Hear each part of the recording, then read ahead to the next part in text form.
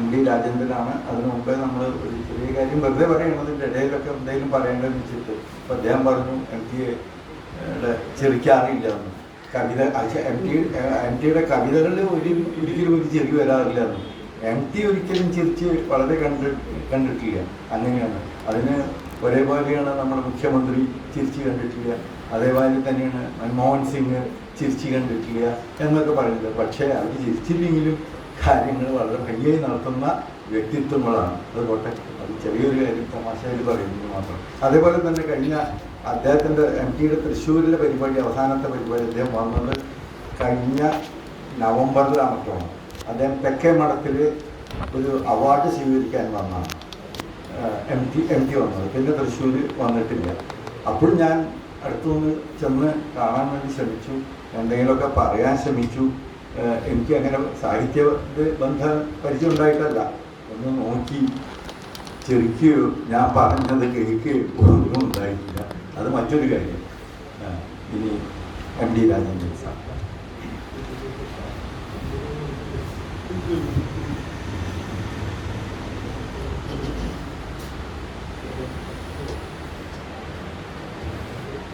ഇപ്പം നമ്മൾ MD-യുടെ MD പറയാൻ പാടില്ല.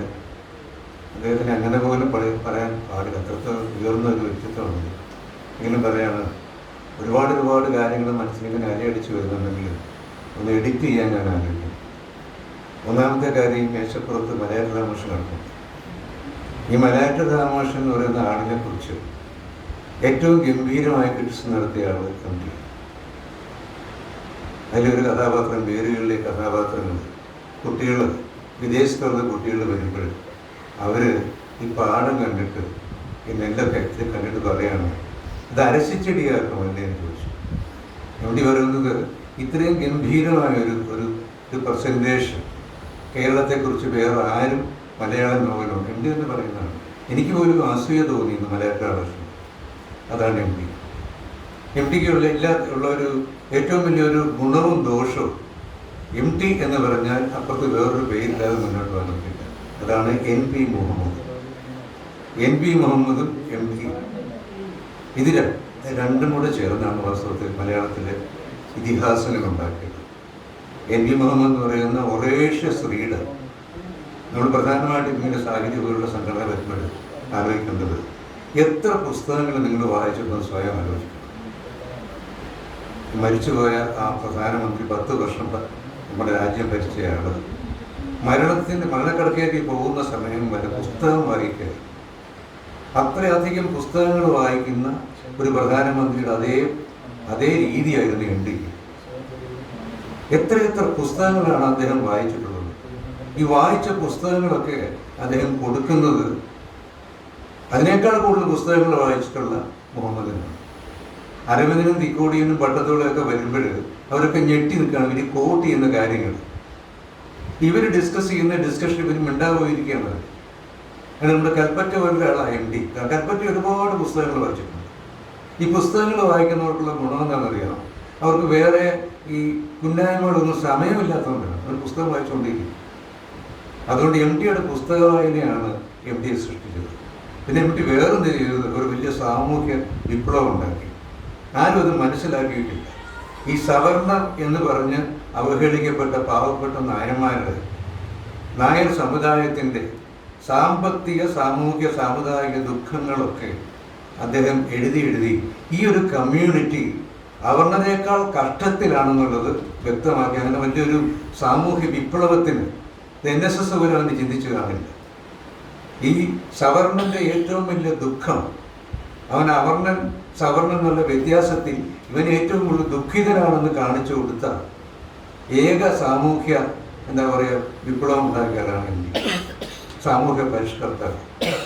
നമുക്ക് കുമാരനാശാൻ ഉണ്ടായിട്ടുണ്ട്, പിന്നെ നേരത്തെ പറഞ്ഞ പോലെ BK ഉണ്ടായിട്ടുണ്ട്, MD ഉണ്ടായിട്ടുണ്ട്. MD എന്ന് പറഞ്ഞാൽ വൈലോപ്പള്ളി പറഞ്ഞത് കറക്റ്റാണ്. മലയാള കവിതയുടെ ഏറ്റവും വലിയ ഉത്തുംഗ ശൃംഗത്തിൽ വൈലോപ്പള്ളി നിൽക്കുമ്പോൾ മലയാള കഥയുടെ ഉത്തുംഗ ശൃംഗത്തിൽ MD-യാണ് നിൽക്കുന്നത് നമുക്ക് പറയാൻ പറ്റില്ല. കാരണം MD സമ്മതിക്കില്ല. MD-യുടെ മുമ്പിൽ ഉറുവുണ്ട്, SK പൊറ്റക്കാടുണ്ട്, ബഷീറുണ്ട്, കാരൂരുണ്ട്. കാരൂരിൻ്റെ കഥകളെക്കുറിച്ച് ഇത്രമാത്രം ദീർഘമായിട്ട് എം ഡി സംസാരിക്കും ഞാൻ ഞെട്ടിയിട്ടുണ്ട് പലപ്പോഴും. സ്വകാര്യ സംഭാഷണം എനിക്കൊരു വലിയ ഭാഗ്യമുണ്ടായി. 24-ാമത്തെ വയസ്സ് തൊട്ട് ഞാൻ സിതാരയിലുണ്ട്. അതൊക്കെ വലിയ വലിയ കഥയാണ്, നമുക്ക് ഒരുപാട് പിന്നൊരു സമയത്ത് പറയാം. അദ്ദേഹത്തിൻ്റെ ഓരോ ചലനങ്ങളും, അദ്ദേഹത്തിൻ്റെ ജീവിതത്തിലെ വളവുകളും തിരിവുകളും എല്ലാം മനസ്സിലാക്കിയ ഒരാളാണ് ഞാൻ. ഒരു അനുജനെ പോലെ, ഒരു മറ്റെന്തൊക്കെയോ പോലെ ഞാൻ അദ്ദേഹമായിട്ട് അത്രമാത്രം ബന്ധപ്പെട്ടിരുന്നു. അദ്ദേഹത്തിൻ്റെ ഒരു സിനിമയെക്കുറിച്ച്, അദ്ദേഹത്തിൻ്റെ ആ വലിയ മനസ്സ് ഞാൻ പറയാണ്, അദ്ദേഹത്തിൻ്റെ ഒരു സിനിമയെക്കുറിച്ച് ഞാൻ ഇൻക്വസ്റ്റ് ഓഫ് കേരള എന്ന് പറയുന്ന ഇംഗ്ലീഷ് പബ്ലിക്കേഷനിൽ ഒരു ലേഖനമുണ്ട്. അദ്ദേഹത്തിൻ്റെ നിർമ്മാല്യത്തെക്കുറിച്ചുള്ള എൻ്റെ ഫസ്റ്റ് റിവ്യൂ ഐക്കണോ ക്ലാസ്സിലാണെന്നൊക്കെ പറഞ്ഞിട്ട് വിഗ്രഹപഞ്ചകൻ്റെ ഗായത്രി എന്നാണ് ട്രാൻസ്ലേഷൻ വന്നത്. അദ്ദേഹത്തോട് ആ ലേഖനം കാണിച്ചു, ഇൻക്വസ്റ്റ് ഓഫ് കേരളയിൽ കൊടുക്കാനാണെന്ന് പറഞ്ഞു. അപ്പോൾ പുള്ളിക്കൊരു സന്തോഷമായി. അപ്പോൾ 12 വർഷം ഉറങ്ങിയ പൂക്കൾ എന്ന് പറഞ്ഞ് മുരളിയുടെ യുഗരശ്മിയിൽ ഒരു കഥയുണ്ടായിരുന്നു എംപിയുടെ. ആ കഥയും വേണമെന്ന് ഞാൻ പറഞ്ഞു. കാരണം ഇൻക്വസ്റ്റ് ഓഫ് കേരളയിൽ ഇത് പബ്ലിഷ് ചെയ്യണം. അത് ഇംഗ്ലീഷ് എൻസൈക്ലോപീഡിയയാണ്. അപ്പോൾ അതിൽ ആദ്യമായിട്ട് തുറക്കുന്ന ആക്സെൻറ്റ് പബ്ലിക്കേഷൻ്റെ ഒരു വാലയിൽ നിന്നായിരുന്നു, എൻ്റെ ഫ്രണ്ടായിരുന്നു. അപ്പോൾ പുള്ളി എംപിയെ പോയി കണ്ട് എൻ്റെ സ്വാധീനം മനസ്സിലാക്കിയിട്ട് ഒന്ന് മേടിക്കണമെന്ന് പറഞ്ഞ് ഞാൻ ഇന്ന് വളരെ യങ്ങാണ്, ഞാൻ പോയി കണ്ടിട്ട് പറഞ്ഞു എങ്ങനെ ഇൻക്വസ്റ്റ് ഓഫ് കേരളയിൽ കഥ വേണം. അപ്പോൾ എന്നെ ഒന്ന് നോക്കി. എം പി നോക്കുക എന്ന് പറഞ്ഞാൽ എൻ്റെ അർത്ഥം വിലയിരുത്തുക എന്നുള്ളതാണ്. എന്നോട് പറഞ്ഞു, ഇത് മലയാളത്തെ പ്രതിനിധാനം ചെയ്യുന്ന കഥയാണെന്ന് ചോദിച്ചു. സാധാരണ ഞാൻ എം ഡിയെ പലയിടത്ത് ഇമിറ്റേറ്റ് ചെയ്യാറുണ്ട്.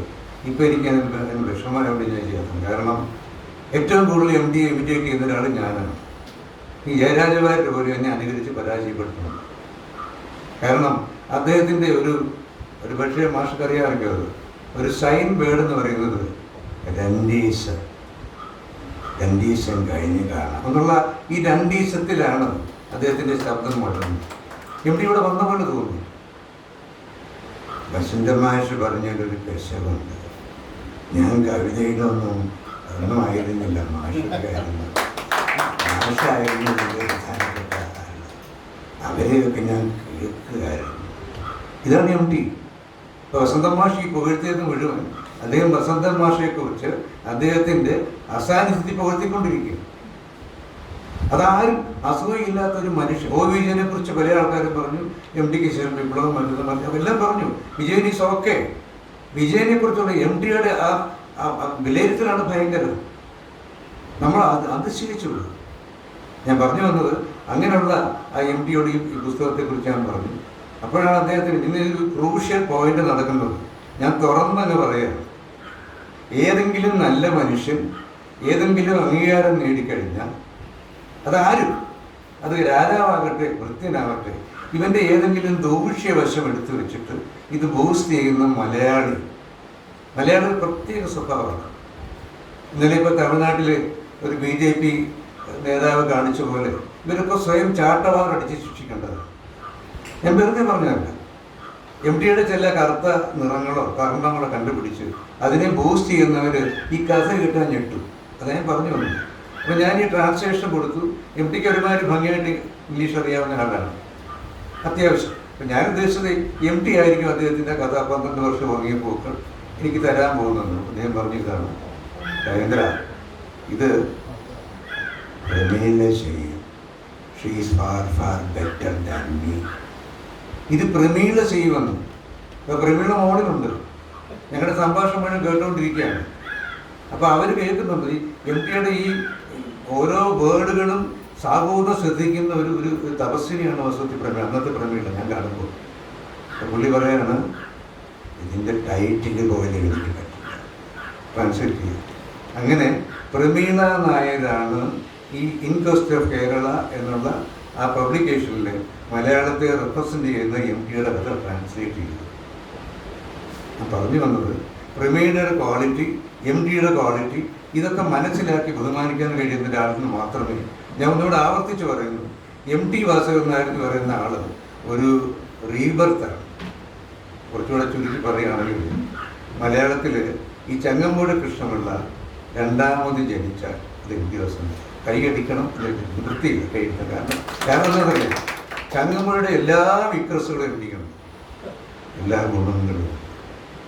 ഈ ചങ്ങമ്പുഴയുടെ എല്ലാ വിക്രസുകളും അറിഞ്ഞിട്ടാണ് വൈലോപ്പിള്ളി ചങ്ങമ്പുഴയെ ആശ്ലേഷിക്കുന്നത്. വൈലോപ്പിള്ളിക്ക് അറിയാമല്ലോ, ഇടപെടലിലല്ലേ കേസ്. അപ്പോൾ ഈ ചങ്ങമ്പുഴ കൃഷ്ണപിള്ളയെ ആദരിക്കുന്ന അതേ രീതിയിൽ നമ്മൾ എം ഡി ആദരിക്കുന്നതിൻ്റെ കാരണം വായന. ചങ്ങമ്പുഴ കൃഷ്ണ കൃതികളൊക്കെ പരമ ബോറാണെന്ന് ഇങ്ങനെ പറഞ്ഞുകൊണ്ട് നടക്കുക തൃശ്ശൂരുള്ളൊരു വലിയ പണ്ഡിതൻ മുണ്ടശ്ശേരി മാഷ്. അദ്ദേഹത്തിന് പരമ ഉച്ചമാണ്. അദ്ദേഹത്തിൻ്റെ 2 കേട്ടെഴുത്തുകാരായിരുന്നു എൻ്റെ അച്ഛനും പിന്നെ വേറെ നമ്മുടെ പ്രേംജി. ഇവർ 2 പേരാണ് അദ്ദേഹം വരുന്ന പകർത്തി എഴുതുന്ന ആൾക്കാർ. അപ്പോൾ മുണ്ടശ്ശേരി മാഷ്ക്ക് 2 പേരോട് വലിയ ദേഷ്യമാണ്. ഒന്ന് വള്ളത്തോളിനെ ഇഷ്ടമേ അല്ല. വള്ളത്തോൾ എന്തെഴുതിയാലും എന്തെങ്കിലും ഒരു കണക്ഷൻ ഉണ്ടാക്കണമെന്നാണ്. അത് എന്താ അസൂയാണെന്ന് അറിഞ്ഞുകൂടാ. എന്തായാലും അത് വലിയ പ്രശ്നമാണ്. അവസാനം മഗ്ദല മറിയം പുള്ളി എഴുതിയപ്പോൾ ഒരു രാത്രി അച്ഛനെ വിളിച്ചു വരുത്തി പറഞ്ഞു, ദാമോദര വേഗം എഴുതാൻ പറഞ്ഞു. അച്ഛൻ പറഞ്ഞു അദ്ദേഹം എഴുതിയിട്ടുണ്ടല്ലോ. വേറൊരു മഗ്ദലിനെ പറയും മഗ്ദലനെ മറിയം എഴുതാൻ പറഞ്ഞു. അച്ഛൻ കഷ്ടപ്പെട്ട് എഴുതി ആ സാധനം പിറ്റേന്ന് തന്നെ മംഗളൂരത്തിൽ പബ്ലിഷ് ചെയ്തു. അച്ഛനെ കണ്ടപ്പോൾ വള്ളത്തോളിൻ്റെ ആദ്യത്തെ ചോദ്യം ഇതായിരുന്നു.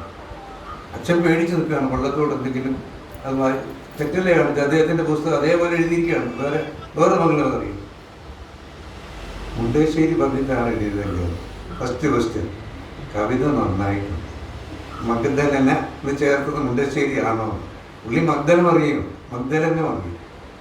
അപ്പം ഞാൻ പറഞ്ഞ അങ്ങനെ ഇവർ തമ്മിലുള്ള ആ ഒരു സ്പർദ്ധ നിൽക്കുന്ന സമയത്താണ് ഈ ചങ്ങമ്പുഴ കൃഷ്ണപിള്ളയുടെ കാര്യം വരുന്നത്. ചങ്ങമ്പുഴ കൃഷ്ണപിള്ള അച്ഛനും അങ്ങനെ നടന്നു പോകും, പൂരപ്പുറം നടന്നു പോകുന്നത് എന്നോട് പറയുന്ന കൂട്ട് ചങ്ങമ്പുഴ അങ്ങനെയാണ് ഇങ്ങനെയാണെന്നൊക്കെ പറഞ്ഞ് പുച്ഛിച്ചിട്ട് ഒരു ദിവസം എന്ന് പറഞ്ഞു ദാമോദര എന്ന് പറഞ്ഞു. എന്താ ചോദിച്ചു? നമ്മൾ ഉദ്ദേശിച്ച പോലെ അല്ല കേട്ടോ. എന്താണ് ചോദിച്ചപ്പോൾ പറഞ്ഞു അയാൾ വായിച്ച പുസ്തകങ്ങൾ ഞാൻ പോയി കണ്ടു. അയാൾ ഓരോന്നും മാർക്ക് ചെയ്ത് വെച്ചിരിക്കുകയാണ്. അപ്പം ചങ്ങമ്പുഴ വായിച്ച പുസ്തകങ്ങൾ കണ്ടപ്പോൾ മുണ്ടശ്ശേരി വിരണ്ടു. ഇതാണ് വായനയുടെ. ഈ വായന എന്ന് പറയുന്ന ഔഷധമാണ് എം ഡി എന്ന് പറയുന്ന അലോക ദൃഢഗാത്രനായ യുവാവിനെ സൃഷ്ടിച്ചത്. എം ഡിയുടെ മുമ്പിൽ ഏറ്റവും കൂടുതൽ ശക്തനായിട്ട് നിന്ന വായനക്കാരനാണ് N B Muhammad. M D എന്ന് പറയുമ്പോൾ എൻ ബി മുഹമ്മദിനെ റെഫർ ചെയ്തേ പറ്റൂ, അത്ര നല്ല റീഡറായിരുന്നു ഈ 2 പാർട്ടീസും. അതുകൊണ്ട് ഇവർ 2 കൂടെ ചേർന്നിട്ടാണ് മലയാളത്തിന് നല്ല സാഹിത്യം ഉണ്ടാക്കിയത്. വായനയിൽ അതുകൊണ്ട് സാഹിതി എന്ന് പറയുന്നത് പിന്നെ പുതിയ നോവലിസ്റ്റുകളെ കുറിച്ച് പുതിയ നോവലിസ്റ്റുകൾ ഒരുപാട് പേര് കിടന്ന് പരിശ്രമിക്കുകയാണ്. നല്ല നല്ല നോവലുകൾ, നല്ല നല്ല ശൈലീബദ്ധമായിട്ടുള്ള നല്ല, പക്ഷെ അവർക്കൊന്നും എം ടി ആവാൻ സാധിക്കാത്തത്, ഇല്ലെങ്കിൽ എൻ പി ഞാൻ ആവർത്തിച്ച് പറയുന്നു, എൻ പി മുഹമ്മദ് ആവാൻ സാധിക്കാത്തത് വായന കുറവുണ്ട്. സ്വയം ഒന്നാലും ഞാൻ എത്ര പുസ്തകങ്ങൾ വായിച്ചിട്ടുണ്ടെന്ന് ആലോചിച്ച ഉത്തരം കിട്ടും. ഞാൻ നോവൽ എഴുതാൻ വേണ്ടി ഈ പേന എടുക്കുമ്പോൾ ഇങ്ങോട്ട് വരുമ്പോൾ ഒരു കവിത ആലോചിക്കുകയായിരുന്നു. അതാണ് മൃതിവശഗതനായി പ്രസേന വീരൻ കുതിരയോടൊത്ത് അവിടെ കിടന്നിരുന്നു. വിധി മഹിമ അലംഘനീയമാണെന്ന് അതിദയനീയം ഉരച്ചിരുന്നുണ്ട്. അതാണ് എം ടി. കുതിരയോടൊത്ത് ഇപ്പം അവിടെ കിടക്കുകയാണ്, എവിടെയോ കിടക്കുകയാണ്. പ്രസേന വീരനാണ്, പക്ഷേ പ്രസേന മനുഷ്യൻ വിധി വന്നുകൊണ്ടാണ് ഇങ്ങനെ പോയത്. ഈ പ്രസേനൻ്റെ കയ്യിലുള്ളത് അക്ഷരങ്ങളായിരുന്നു.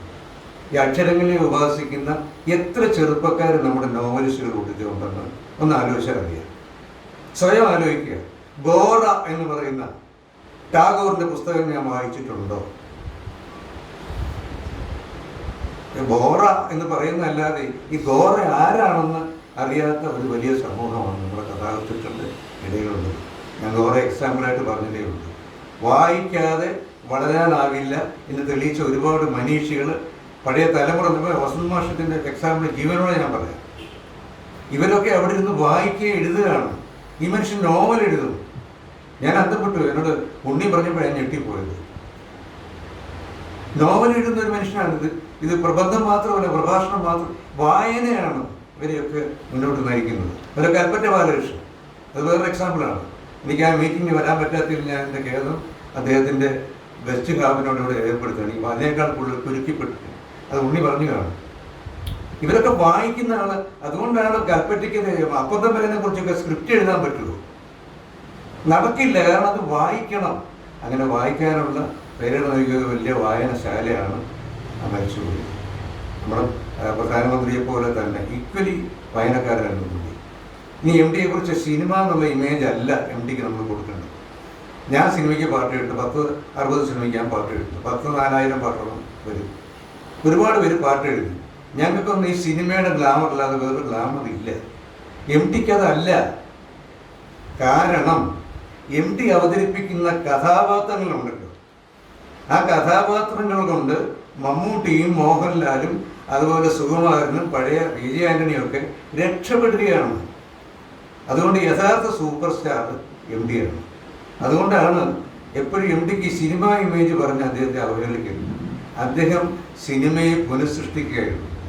അദ്ദേഹത്തിൻ്റെ ഒരു ചെറു പുഞ്ചിരി എന്നുള്ള പടത്തിൽ മോഹൻലാലിനേക്കാളും മമ്മൂട്ടിയേക്കാളും ഒക്കെ ഗംഭീരമായ പെർഫോമൻസാണ് ഒടുവിൽ ഉണ്ണികൃഷ്ണൻ്റേത്. ഈ കമലഹാസൻ എന്ന് പറയുന്ന ഒരു ചെറിയ എന്താ പറയുക ഒരു സാധനത്തിനെ എടുത്തിട്ട് ഒരു വലിയ ഭീമാകാരമായൊരു സൂപ്പർ സ്റ്റാർ ആക്കിയതിൻ്റെ പിന്നിൽ എം ടിയുടെ ഈ വിരൽത്തുമ്പാണ്. അദ്ദേഹം ഇവരൊക്കെ ആജീവനാന്ന് കടപ്പെട്ടിരിക്കുകയാണ്. അതുകൊണ്ട് സിനിമ എം ടിയെ കണ്ടെത്തിയതല്ല, എം ടി സിനിമ സൃഷ്ടിക്കുകയായിരുന്നു. കാര്യമായിട്ട് പറഞ്ഞതുപോലെ എം ടി സൃഷ്ടിച്ച സിനിമയാണ് ഇപ്പം നമ്മൾ കാണുന്ന സംസ്കാരമുള്ള സിനിമ. ഒരു എം ടി ആവാൻ കഴിഞ്ഞെങ്കിൽ എന്ന് മോഹിക്കുന്ന പലർക്കും ഒന്നും ആവാൻ കഴിയാത്തതിൻ്റെ കാരണം അദ്ദേഹത്തിൻ്റെ ആ വായനയാണ്. പറഞ്ഞ 2 പോയിന്റ് ശ്രദ്ധിക്കുക. കുമാരനാശാൻ കഴിഞ്ഞ ഏറ്റവും അധികം ശ്രദ്ധിക്കപ്പെടുന്ന സാമൂഹ്യ പരിഷ്കർത്താവായിരുന്നു എം ടി. അതാണ് ഒന്നാമത്തെ പോയിന്റ്. കാരണം നായക സമുദായത്തിൻ്റെ ഏറ്റവും ദയനീയമായ ചിത്രം നോവലുകളിലൂടെയും കഥകളിലൂടെയും ഒക്കെ വരച്ചു കാട്ടി ഇത്രമാത്രം ബുദ്ധിമുട്ടിലാണോ ഇവർ എന്നവരെ മനസ്സിലാക്കിയ ആദ്യത്തെ സാമൂഹ്യ പരിഷ്കർത്താവ്. അതുപോലെ തന്നെ അദ്ദേഹത്തിൻ്റെ കഥാപാത്രങ്ങൾ എല്ലാം നോക്കണം. കൂടുതൽ പറയുന്നില്ല, കാരണം അദ്ദേഹത്തെ പറയാൻ തീരില്ല. പക്ഷേ ഇത് മനസ്സിലാക്കിയിട്ട് ഈ ഉണ്ണിയോടുമൊക്കെ ഞാൻ പലപ്പോഴും പറയാറുള്ളത് പോലെ നമ്മുടെ ഈ എന്താ പറയുക സാഹിത്യയുടെ ഏറ്റവും വലിയ ലക്ഷ്യം പരമാവധി വായനക്കാരെ ഉണ്ടാക്കുക. അപ്പോൾ എഴുത്തുകാർ ധാരണയുള്ളൂ. ഏത് പുസ്തകം എഴുതുമ്പോഴും ഒ വിജയൻ്റെ ഇന്നലെ മറ്റേ അജയഘോഷൻ്റെ ബ്രദറിനോട് കഥ ഒ വിജയൻ്റെ സൂചിപ്പിച്ചു, ഒരു ഡയലോഗ് സൂചിപ്പിക്കാൻ ഞെട്ടിപ്പോയി. ഓർത്തിരിക്കുകയാണ് ആ ഡയലോഗ്. ഈ കൊഴനശ്ശേരി സഹാക്കളെ കുറിച്ച് പറയുന്നൊരു ഭാഗമുണ്ട്. ഞാൻ ഞെട്ടിപ്പോയി. കാരണം അതിനകത്തെ ഡയലോഗ് ഉണ്ടല്ലോ, അത് വളരെ ഈസിയായ രീതിയിൽ ഒ വിജയൻ രണ്ടോ മൂന്നോ സെന്റൻസിനാണ് എഴുതിയിരിക്കുന്നത്. അത് അപാരമായ മാർക്സിയൻ തത്വശാസ്ത്രത്തെക്കുറിച്ചുള്ള ആ അവബോധം കൊണ്ടാണ് അത്ര നിസ്സാരമായിട്ട് പാലക്കാട്ടെ കമ്മ്യൂണിസ്റ്റ് സഹാക്കൾക്ക് എഴുതാൻ കഴിഞ്ഞത്. വെറുതെ പറഞ്ഞതല്ല, എഴുത്താണ് പ്രധാനം. നമ്മളൊക്കെ അദ്ദേഹത്തിൻ്റെ കാരണക്കേന്ദ്ര മരിയിൽ എന്തുകൊണ്ട് നോക്കൊണ്ടിരിക്കുകയാണ്. ഇത്രയും പേരുടെ വന്നതിൻ്റെ അത്ഭുതമാണ്. കാരണം മലയാറ്റൂരിനെ കുറിച്ച് കേൾക്കാൻ വേണ്ടി ഇവിടെ ഇത്രയും പേര് വന്നിരിക്കുകയാണ്. നല്ല റൈറ്റേഴ്സ് വരെ ഉണ്ട്. നമ്മുടെ പ്രിയപ്പെട്ട രഘുവുണ്ട്. ഇവരൊക്കെ നല്ല റൈറ്റേഴ്സാണ്. അവർ ഈഗറായിട്ട് വന്നിരിക്കുകയാണ്. എന്തിനാണ് മലയാറ്റൂരിനെ കുറിച്ച് കേൾക്കുന്നത്. അതുകൊണ്ട് സാഹിത്യം എന്ന് പറയുന്നത് ഇവിടെ വരാനും എം ഡിയെ കുറിച്ചുള്ള എൻ്റെ ഈ വിവരത്തെ എന്നോട് പറയാൻ സാധിച്ചതിൽ തൽക്കാലം എന്നോട് ക്ഷമിക്കുക. 2 ദിവസം കഴിഞ്ഞ് കാണാം.